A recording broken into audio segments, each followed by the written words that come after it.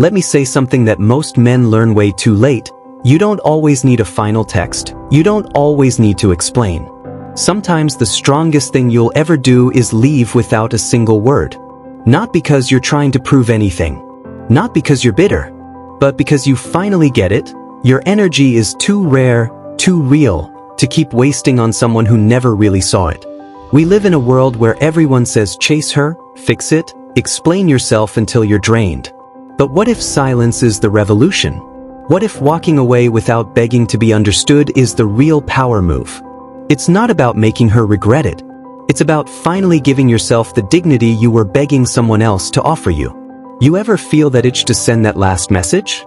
That long paragraph explaining your heart, your intentions, your pain.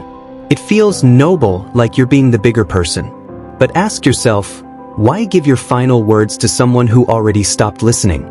That message isn't for her, it's for that part of you still hoping. But the truth is, you'll be more seen in your absence than you ever were in your presence. Keep your last words.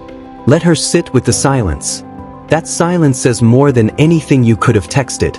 People will say you're cold, distant, that you stopped caring. But where was that energy when you were showing up, when you were consistent, forgiving, loving? This ain't cold. This is warmth, finally directed inward. You're not cutting her off, you're choosing you. You're done pouring into someone who couldn't even hold the cup. And when you start feeding your own soul like you used to feed hers, you glow different. You're not broken. You're becoming. She says she's confused. Doesn't know what she wants. Needs time. Bro, her confusion is not your emergency. You're not here to untangle her emotional chaos. If she was afraid of losing you, she'd make it clear. But if she's okay with playing that gray area, let her play it alone. Stop answering mixed signals with clarity. Stop trying to be the fix when she doesn't even want to be healed. You're not a puzzle. You're peace. Let her figure that out. And closure, man, that's the lie we chase. You think if she gives you that one last conversation, you'll feel whole. But closure doesn't come from her. It's you choosing to stop checking that door she slammed. Stop leaving it open, hoping she'll return. She didn't just leave, she made a choice. So make yours. Lock the door. Protect your heart. And stop standing outside waiting for someone who already made peace with walking away.